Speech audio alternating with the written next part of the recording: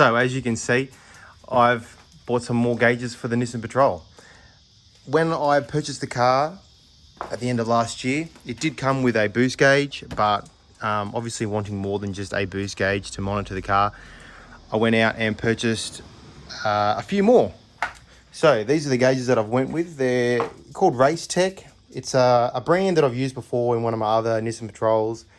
It's pretty, I won't say it's top quality or the most expensive gauge out there. Pretty much for all of this, I paid about $500, which was a boost gauge, a water pressure, oil pressure gauge, coolant temp sensor gauge, and an EGT gauge.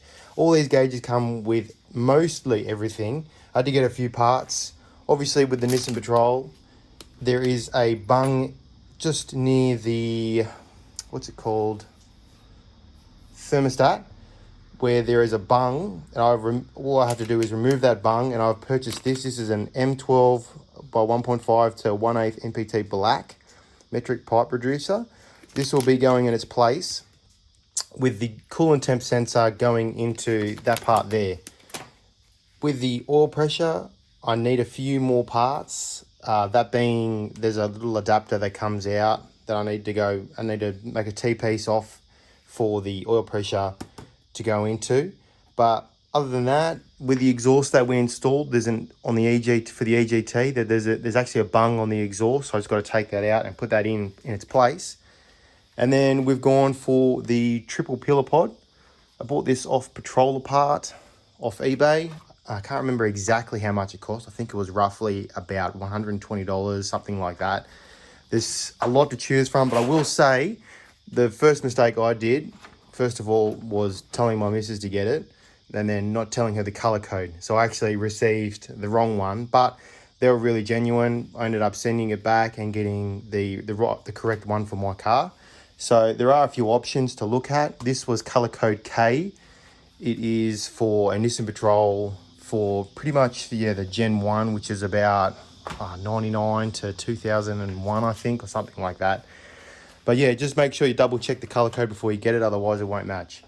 So these gauges will be slotting in right there. They are a little bit loose. I might have to look at possibly putting in a bit of tape around the outside to kind of thicken it up. But I'm going to go ahead and pull all these apart, unbox them, and start figuring out how I'm going to wire it all together. So these are some of the gauges that I've already put in. Not too bad.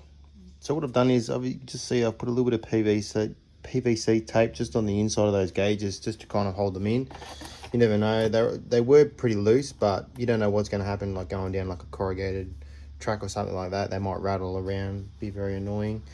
And I just finished off the boost gauge that I'm putting.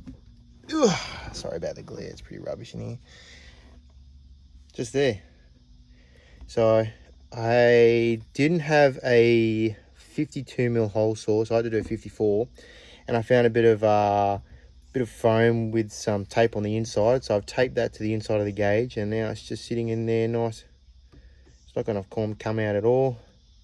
Plus, I've just got foam on the inside as well, so it's any kind of vibration, it won't rattle against the plastic. And yeah, pretty nice. So I'm just finishing off with the water temperature. This is the last one that I'm going to be putting up here.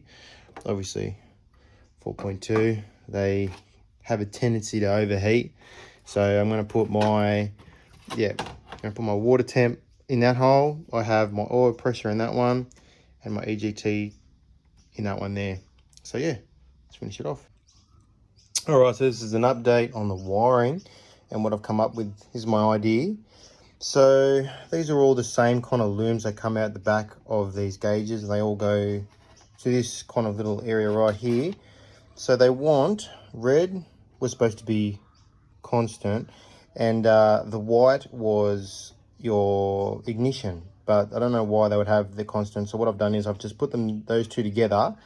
So now when you turn the gauge on, this white wire will allow the gauge to light up white, and obviously all the electrics to work with the red. The orange goes to your parking lamps. So when the dash lights come on, that will allow the gauge to turn blue, and obviously our black is our neutral. I've soldered them all together in these three kind of areas, and then they're going to trail off to these tails right here. There'll be connectors on these, so if in the future I ever want to disconnect this whole area here, I can just pull the plugs and take it away. So a couple of things we learnt is that filming that car in there looks like absolute shit. There's like way too much glare, either from the outside or through the little gate there, so I've had to pull the car back out. But I have managed to finish off all the gauges.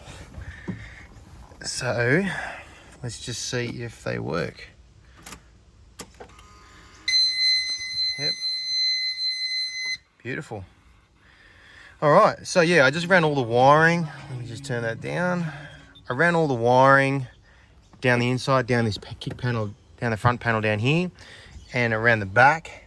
All the main wiring for this loom goes just behind this boost gauge here, and I've hooked up my ignition off the aerial switch that doesn't work, so not really worried about that. And there was another plug that for something else that's supposed to be there, and I've taken the parking lamps out of that.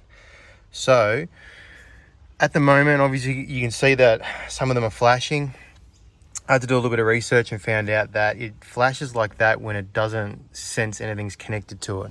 So in the meantime, for instance, my water temp, I've just hooked that up just to see if it works, and as you can see, water temp is not flashing.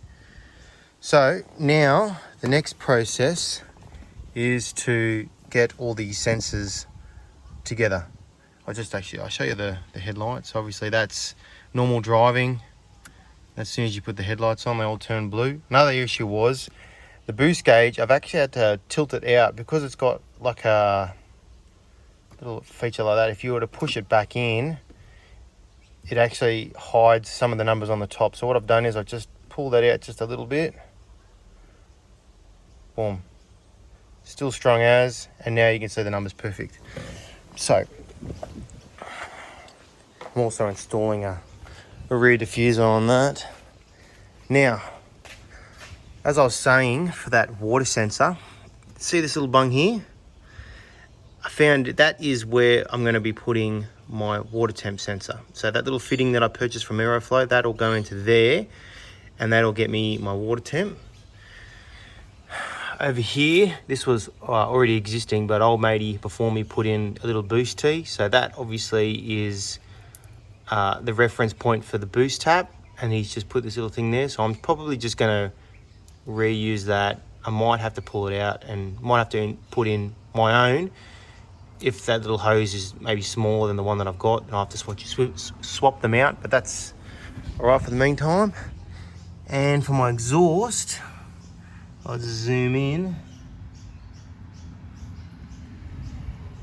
That is for my EGT probe.